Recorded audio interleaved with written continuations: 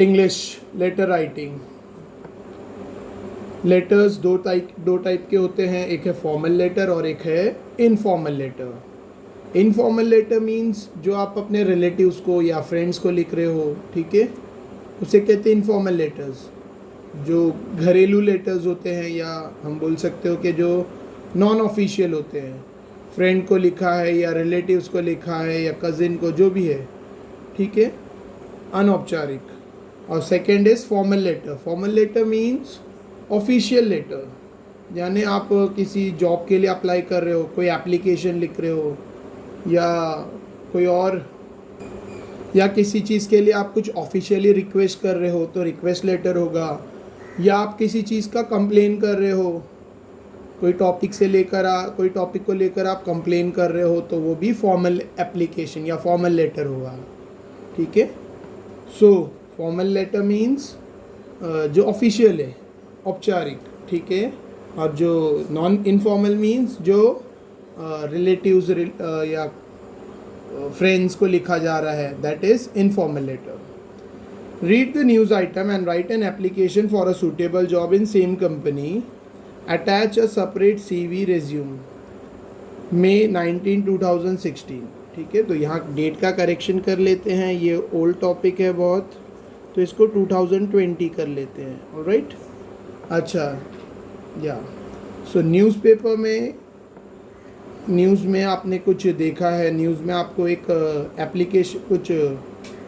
News में एक article आपने देखा है, एक एडवर्टाइजमेंट देखा है जॉब के लिए, और उसके लिए हमें अप्लाई करना है। वो जॉब के लिए हमें अप्लाई करना है, और साथ में अपना CV यानी रेज्यूम यानी biodata. CV means biodata, biodata को ही रेज्यूम कहते हैं, CV भी कहते हैं, अटैच करना है।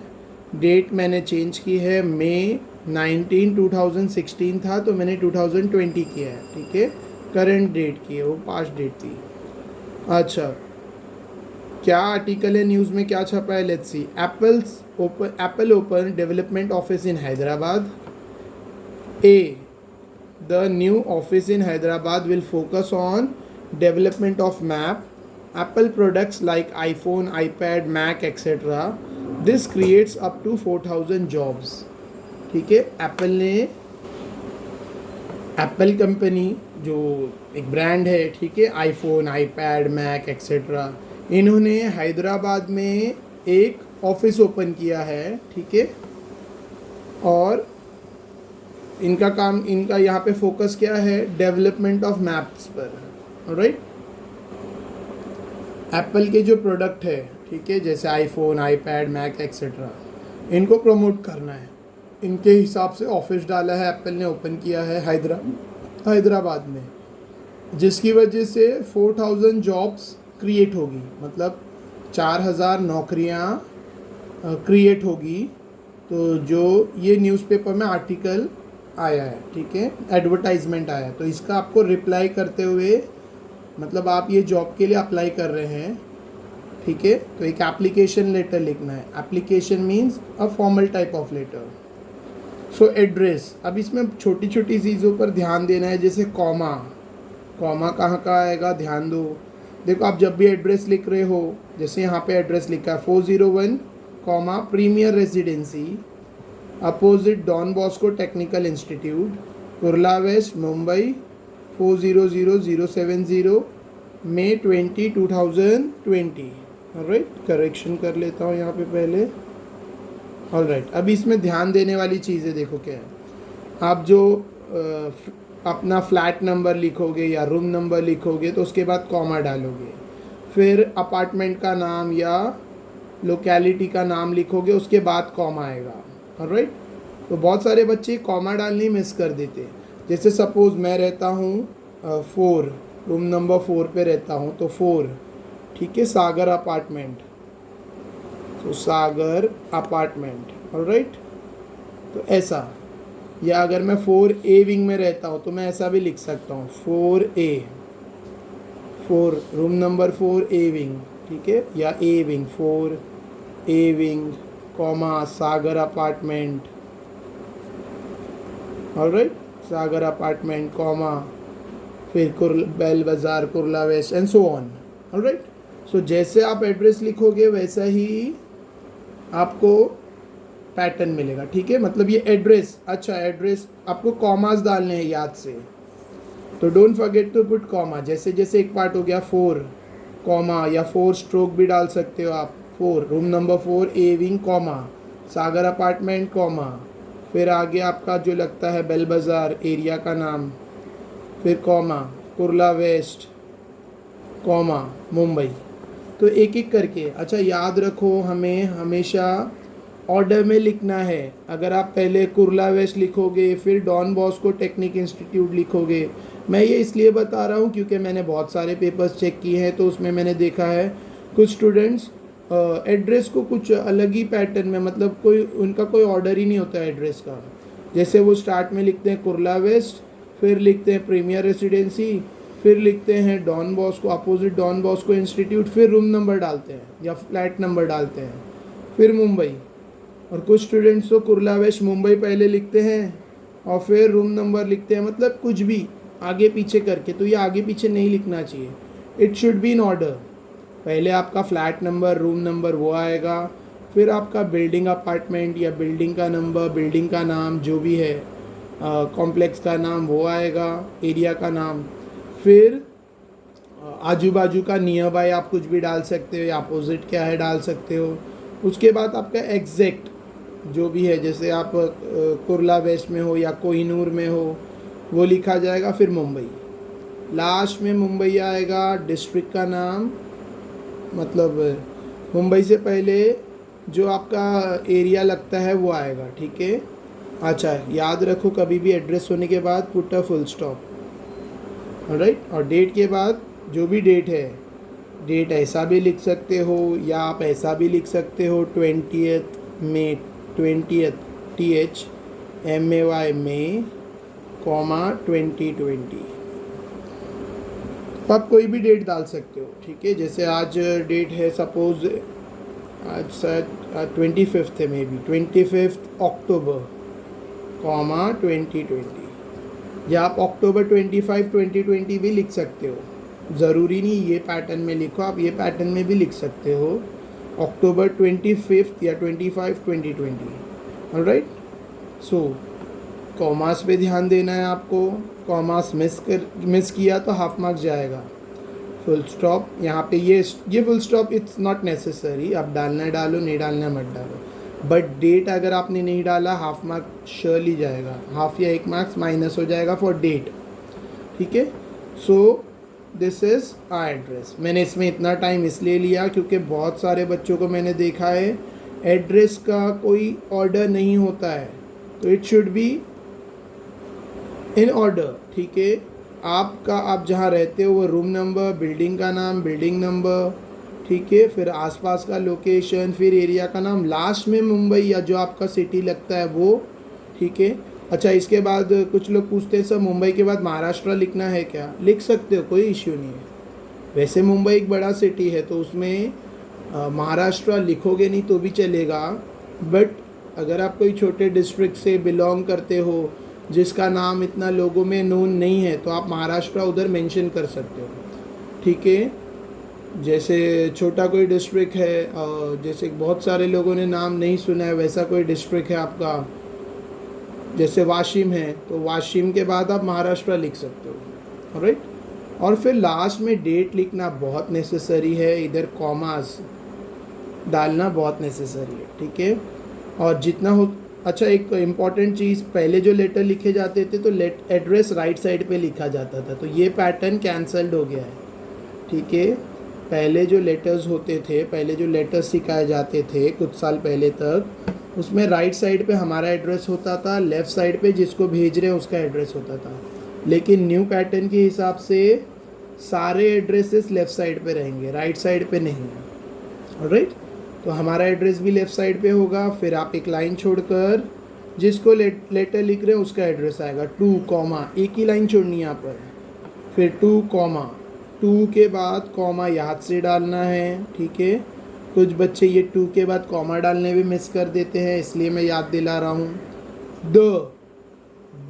ये द लिखना भी बहुत ज़रूरी है, जैसे to the principal, to the commissioner, to the manager, तो टू कॉमा द डालना है, इम्पोर्टेंस देना है। अगर आप प्रिंसिपल को लेटर लिख रहे हो तो द प्रिंसिपल, अगर आप किसी हेड मास्टर को लिख रहे हो तो to the head master, to the CEO, to the जो भी है उसके आगे द लगा के इम्पोर्टेंस देना है। जैसे यहाँ पे मैनेजर को लिखा जा रहा है एप्पल के, तो टू द मैनेजर, तो ये द लिखना बहुत ज़रूरी है। T should be capital, TO2 का T capital, comma the manager, फिर उसका address Apple development office Hyderabad. Alright, to the manager comma, यहाँ पे आप कॉमा भी या full stop, whatever you want you can use, to the CEO, to the police commissioner, to the BMC, जहाँ जिसको भी आप लेटर लिख रहे हो द डालना है। तो टू के बाद comma the so and so comma या full stop apple department office comma Hyderabad, full stop. Address के एंड में याद से फुल स्टॉप डालना है और बीच बीच में कॉमास। राइट, जहाँ भी आप ब्रेक ले रहे हो कॉमास। Next, subject. सब्जेक्ट बहुत ज़रूरी है। फॉर्मल लेटर में सब्जेक्ट का ही 1 मार्क्स होता है, ठीक है। Subject should be short and sweet. Subject short होना चाहिए, मतलब 1 लाइन के ऊपर नहीं जाना चाहिए।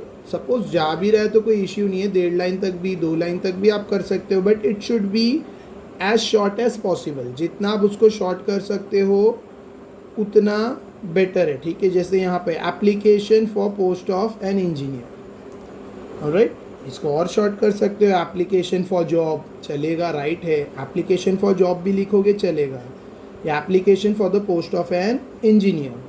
तो सब्जेक्ट कंपलसरी है। 1 मार्क्स माइनस हो जाएगा अगर सब्जेक्ट आपने भूल गए, ठीक है। हाफ मार्क्स इसके लिए बहुत बच्चों का माइनस होता है, डेट लिखने भूल जाते हैं, ठीक है। और सब्जेक्ट के लिए मैंने देखा है बहुत सारे बच्चों का मार्क्स जाता है।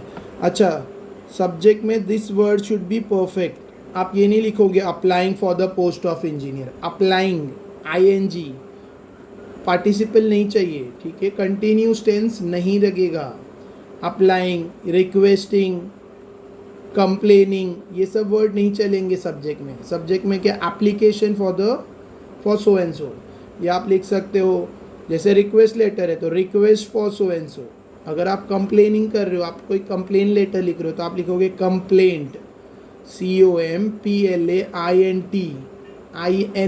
कंप्लेंट कोई वर्ड नहीं है, complaint COMPLAINT, complaint for so and so. Complaint, अगर आप कंप्लेंट लेटर लिख रहे हो, कंप्लेनिंग लेटर अबाउट समथिंग, तो आप ऐसा लिखोगे सब्जेक्ट में कंप्लेंट, ठीक है। अगर आप कोई रिक्वेस्टिंग लेटर लिख रहे हो तो आप सब्जेक्ट में रिक्वेस्ट फॉर सो एंड सो। अगर आप जॉब के लिए अप्लाई कर रहे हो तो application for so and so, application for job या application for the post of an engineer. Reference, आपको ये कहाँ से मिला, आप ये किसको रिप्लाई के, किसके रिप्लाई में आप ये एप्लीकेशन लिख रहे हो, तो रेफरेंस। तो कहाँ से मिला ये आर्टिकल, ये एडवर्टाइजमेंट कहाँ से देखा है, Times of India, TOI, date क्या थी, May 19, ठीक है। ये रेफरेंस कहाँ से लिया जा रहा है, ये लेटर क्यों लिखा जा रहा है, क्योंकि एडवर्टाइजमेंट देखा गया है जॉब का, ऑलराइट। सो रेफरेंस में क्या लिखा जाएगा, ये जहाँ से देखा गया है, ठीक है। देखो लेटर लिखना बहुत इजी है, लेकिन बहुत सारी इसमें जो छोटी छोटी चीज़ें हैं वो बच्चे मिस कर देते हैं, जैसे कॉमा डालना, एड्रेस को ऑर्डर में लिखना, डेट लिखने भूल जाते हैं। तो इसके लिए ये सारी चीज़ें बताई जाती है ताकि आप मार्क्स लूज़ ना करो, ठीक है। 1 मार्क्स का ये एड्रेस ही आपको आखिर ये करेक्ट रहा तो you will gate 1 marks around, ठीक है। ये करेक्ट रहा तो 1 मार्क्स, हाफ मार्क्स इधर मिल जाएगा। तो ऐसी छोटी छोटी चीज़ों पर मार्क्स गवाया जाता है, मतलब लॉस्ट होता है, तो वो मार्क्स लॉस ना हो इसके लिए मेरे को इतना डिटेल में बताना है। Otherwise letter writing is a simple topic, लेकिन सिंपल काम को भी सीख कर करोगे तो you will get a good marks, alright. So reference, तो जहाँ से ये एडवर्टाइजमेंट का रिप्लाई रेफरेंस कहाँ से मिला है वो लिखा जाएगा। नेक्स्ट इज रेस्पेक्टेड सर, ठीक है। देखो don't write dear sir, dear हम लोग जानते ही नहीं हाउ, मतलब चलता है, ऐसा नहीं कि इट्स कंपलसरी कि डियर नहीं लिख सकते, but respect is better than dear. तो यहाँ पर डियर सर की जगह आप रिस्पेक्टेड सर, रिस्पेक्टेड मैम डालो, बहुत अच्छा होगा। ठीक है, रिस्पेक्टेड सर या respected ma'am, don't write dear और जो भी है प्यारे सर एक्सेट्रा। तो राइट रिस्पेक्टेड सर या रिस्पेक्टेड मैम, मैडम, मैम। देखो कुछ बच्चों को मैम लिखने नहीं आता है, उनके लिए बता रहा हूँ। कुछ बच्चे ऐसा लिखते हैं मैम, तो ये नहीं है मैम। मैम आपको लिखना है तो put invert sign over here, MA invert AM, ma'am. या मैडम लिखिए डी डालकर। ठीक है, तो respected ma'am with reference to the your advertisement in the TOI date में। अब यहाँ से हमारा लेटर स्टार्ट हो गया। फर्स्ट पैराग्राफ शॉर्ट होगा और इंट्रोडक्शन होगा। सेकेंड पैराग्राफ थोड़ा बड़ा होगा और डिटेल होगा। ठीक है, यहाँ पे थोड़ा सा डिटेल होगा। फर्स्ट पैराग्राफ सिर्फ इंट्रोड्यूस करना है कि मैं कौन हूँ, कहाँ हूँ एक्सेट्रा। सेकेंड पैराग्राफ में डिटेल देना है। ठीक है, थर्ड पैराग्राफ में कंक्लूजन है, कंक्लूड करना है। यानी आई होप आप मेरे को मेरा एप्लीकेशन देखोगे, मुझे अप्लाई कर, मेरे जॉब के लिए मुझे रिप्लाई करोगे एक्सेट्रा सो एंड सो। और लास्ट में thanking you your truly so and so. So मैं यहाँ पे इंट्रोडक्शन में क्या लिखा है आपको एक्सप्लेन कर रहा हूँ। With reference to advertisement in TOI dated May 19 for the above mention post I mister Mrs, यहाँ पे आपका नाम लिखना है।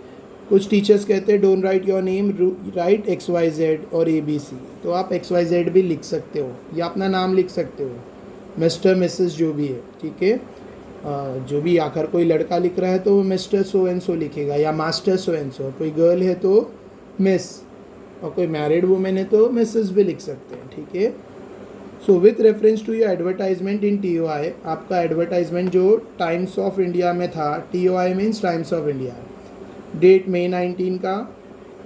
अबाउ मेंशन पोस्ट जो ऊपर दिए गए पोस्ट में है, I mister missus so and so hereby wish to apply for the same, मैं इसके लिए अप्लाई करना चाहता हूँ। My personal detail have been mention below for your kind reference, और आपकी जानकारी के लिए मैंने अपनी पर्सनल डिटेल नीचे अटैच कर दी है। Personal detail means CV, resume, biodata. Personal detail means biodata मैंने नीचे अटैच कर दिया है। फिर आगे अपना इंट्रोडक्शन, ये इंट्रोडक्शन हो गया। ठीक है, अभी डिटेल में आएगा। सेकेंड पैराग्राफ में सब डिटेल होगा। क्या है डिटेल? देखो फर्स्ट पैराग्राफ मैंने आपको बताया ज़्यादा से ज़्यादा 2 सेंटेंस, इससे ज़्यादा नहीं चलता है। अगर आपको ये अच्छा नहीं लग रहा है तो मैं आपको शॉर्ट बता देता हूँ। You can write I master so and so, जैसे I master XYZ writing this letter from above mention address, want to inform you about so and so. ठीक है, अगर आप अप्लाई कर रहे हो तो I master so and so writing this letter from above mention address applying for so and so. ठीक है, मेरा नाम सो एंड सो है। ठीक है, और ये मैं लेटर लिख रहा हूँ आपकी जानकारी के लिए या आपको बताने के लिए या अप्लाई करने के लिए क्या ऐसा ऐसा मैटर है। ठीक है, तो short and sweet. First paragraph 1 sentence 2 sentence, sorry 2 sentence से ज़्यादा नहीं जाना चाहिए। हाँ, अगर कुछ मजबूरी है लिखना पड़ रहा है तो 3 सेंटेंसेस, बट उससे ज़्यादा नहीं। सेकेंड पैराग्राफ 5 सेंटेंसेस तक कवर होना चाहिए, 5-6 सेंटेंसेस। ठीक है, अगर आपने फर्स्ट पैराग्राफ 2 सेंटेंस का लिखा है तो सेकेंड पैराग्राफ 4 सेंटेंस में कवर करना है आपको। फॉर्मल लेटर में जितना शॉर्ट होगा उतना अच्छा है। फॉर्मल लेटर जितना शॉर्ट होगा उतना स्वीट माना जाएगा। ठीक है, उतना स्कोरिंग बोला जाएगा। इनफॉर्मल लेटर जो होते हैं ना, जो फ्रेंड्स को लिखे जाते हैं, जो कजिन्स रिलेटिव्स को, उसमें उसको आपको डिटेल में लिखना है, उसको आपको बड़ा चढ़ा के लिखना है। ठीक है, क्योंकि उसमें एड्रेस, सब्जेक्ट ये सब नहीं रहता है, तो जो मेन मार्क्स रहता है वो बॉडी पे रहता है, और इसमें जो बॉडी रहती है 3 पार्ट की रहती है लेटर्स में। तो इनफॉर्मल लेटर्स में आपको वो एक्सपांड करके लिखना है। इनफॉर्मल लेटर्स में आपको इंट्रोडक्शन भी एटलीस्ट 5-6 सेंटेंस का होना चाहिए। फिर जो डिस्क्रिप्शन, जो मतलब सेकेंड पैरा है, ठीक है, जिसमें आप डिटेल डालोगे, वो कम से कम 8 सेंटेंसेस तक जाना चाहिए, और कंक्लूजन भी 2-3 सेंटेंस का होना चाहिए। ठीक है, सो यहाँ का लेटर हम लोग कंटिन्यू कर रहे हैं अभी। I am 22 years old boy who has completed his computer engineering from Don Bosco Institute. तो अपना जेंडर बता रहे, एज और जेंडर बताकर बता रहा है कि मैंने डॉन बॉस्को इंस्टीट्यूट से अपनी इंजीनियरिंग कंप्यूटर इंजीनियरिंग कंप्लीट की है, ठीक है। और कहाँ है ये डॉन बॉस्को इंस्टीट्यूट? कुरला में। क्या परसेंटेज से मैंने अपना HSC 82% से मैंने इंजीनियरिंग कंप्लीट की है, ठीक है। I have completed my SSC and HSC from Michael high school Kurla with 92 and 79। और फिर अपना HSC और SSC का परसेंटेज बता रहा है कि मैंने सो एंड सो स्कूल से अपना HSC और SSC और HSC क्लियर किया है, पास किया है। I have always use Apple product and so would be honoured to work for you. और मैंने हमेशा से एप्पल के प्रोडक्ट यूज़ किए हैं और उसके लिए मुझे बहुत खुशी होगी, मुझे बहुत गर्व होगा कि मैं एप्पल के लिए काम करूं, मैं आपके लिए जॉब करूं। I am working at present with Intelnet at Andheri. फिर आगे बता रहे कि मैं एट प्रेजेंट अंधेरी में इंटेलनेट में काम कर रहा हूँ, मुंबई अंधेरी में मैं इंटेलनेट नाम की कंपनी में काम कर रहा हूँ, ठीक है। I am on probation but they claim there are no vacancies after that to absorb me. मैं फ़िलहाल ट्रेनिंग पर हूँ, ठीक है। मतलब प्रोबेशन मतलब मैं सूटेबल हूँ आगे के जॉब के लिए, लेकिन वहाँ पर वैकेंसी नहीं है। मैं टेम्प्ररी हूँ, ठीक है, और आगे सूटेबल हूँ कि मुझे आगे का जॉब प्रमोशन मिले, बट वहाँ पर वैकेंसीज नहीं है मेरे लिए, ठीक है। I do not mind relocating to Hyderabad if the need arises. अगर ज़रूरत पड़ी तो मैं हैदराबाद शिफ्ट हो सकता हूँ, मुझे कोई प्रॉब्लम नहीं है हैदराबाद में आके रहने के लिए। अगर ज़रूरत पड़ी, मुंबई में है, हैदराबाद अगर ज़रूरत हो मुझे, मतलब मुझे वहाँ जॉब लगता है तो मैं हैदराबाद आके सेट हो सकता हूँ, कोई प्रॉब्लम नहीं। आई प्रॉमिस टू, यहाँ तक आपका सेकेंड पैराग्राफ डिटेल हो गया, ठीक है। थर्ड पैराग्राफ कंक्लूजन है, ठीक है। आश्वासन देना है कि मैं कर लूँगा, आप मुझ पर भरोसा रखिए। थर्ड पैराग्राफ आप ऐसा भी लिख सकते हो, hope you come across my request and do the fulfil. I hope you will come across my request and do the needful. मुझे उम्मीद है आप मेरी रिक्वेस्ट या आप मेरे एप्लीकेशन को देखोगे और जो भी मेरी ज़रूरत है उस पर गौर करोगे। तो आप वो भी लिख सकते हो, I hope you will come across my application and do the needful. यहाँ पे लिखा है, ये भी लिख सकते हो। I promise to fulfill the duties allotted to me without giving my superior any chance to be dissatisfied with me। मैं वचन लेता हूँ, मैं वादा करता हूँ कि जो भी मुझे काम दिया जाएगा मैं उसे पूरा करूँगा और अपने जो सुपीरियर है, मेरे जो ऊपर वाले है, उनको कभी शिकायत का मौका नहीं दूंगा, उनको कभी डिससेटिस्फाइड नहीं करूँगा। Hoping you will consider my application favourably and watching an eager reply. और आप मेरे उम्मीद करता हूँ आप मेरा ये एप्लीकेशन फेवरेबली, ठीक है, मतलब फेवर में देख रहे होंगे, ठीक है। और मैं वेट कर रहा हूँ आपके रिप्लाई के लिए, जवाब के लिए। Thanking you comma your truly. देखो ये पार्ट बहुत इम्पॉर्टेंट है। कंक्लूजन हो गया, उसके बाद आपको एक लाइन छोड़कर लेफ़्ट साइड पे लिखना है। पहले राइट साइड पे लिखा जाता था, अब लेफ़्ट साइड पे। थैंकिंग यू, ठीक है, धन्यवाद दे रहे हैं, thanking you comma yours truly. आप ट्रूली को आप चेंज करके सिंसियरली लिख सकते हो, फेथफुली लिख सकते हो, बहुत सारे वर्ड्स है, ठीक है। योर्स ओबीडियंट लिख सकते हो, ओबीडियंट नहीं डालना है, ट्रूली डालो, अच्छा रहेगा, ठीक है। सिंपल, देखो जितना हार्ड वर्ड सिलेक्ट करोगे उतना फिर उसकी स्पेलिंग्स में आपसे मिस्टेक हो सकती है, तो सिंपल वर्ड लो, ट्रूली, सिंपल, शॉर्ट, ठीक है, ईजिली। सो थैंकिंग यू के बाद कॉमा, ये कॉमा कुछ बच्चे डालने भूल जाते हैं, दे लूज़ हाफ मार्क्स। अगर आपको कॉमा नहीं अच्छा लगता है तो एक्सक्लेमेटरी मार्क डालो, थैंकिंग यू एक्सक्लेमेशन या thanking you comma. Yours truly comma, यहाँ पे कॉमा आएगा, ठीक है, याद रखो ये कॉमा डालने नहीं भूलना है। मिस्टर सो एंड सो या मिसेस सो एंड सो, आपका नाम। अगर आपने यहाँ पर XYZ लिखा है तो यहाँ पर भी XYZ ही लिखना है। कुछ बच्चे ये भी गलती करते हैं, यहाँ नाम लिखते हैं और यहाँ XYZ लिखते हैं, तो ऐसा रॉन्ग मिलेगा। यहाँ पर यहाँ पर नाम लिखा है तो यहाँ पर भी नाम, जो यहाँ पर लिखा है वो नीचे, ठीक है। So Mr and Mrs so and so, तो ये कॉमा नहीं भूलना है, या ट्रूली नहीं भूलना है, और फिर एनक्लूसिव मतलब एनक्लोजर में आप क्या क्या डाल रहे हो, तो biodata, xerox copy of SSC HSC engineering marksheet, 2 photograph, ठीक है। ये आप साथ में लेटर के अटैच करके दे रहे हो, ऑलराइट। सो देखो बहुत डिटेल में मैंने इसलिए एक्सप्लेन किया इस लेटर को बिकॉज 5 मार्क्स के लिए आता है लेटर, और हर इंग्लिश पेपर में आएगा ही। Letter comes for 5 marks for standard 9, 10th, 11th, 12th। और अगर आपने आगे आर्ट्स में लैंग्वेज लिया है या जैसे आप लॉ कर रहे हो तो वहाँ पर भी ये फिर रिपीट होगा, how to write a letter, alright. तो 5 मार्क्स ऐसे ही नहीं गंवाना है, वो भी 1 साल का नहीं है, लाइफ टाइम मतलब आगे और कई सालों तक लिखना है।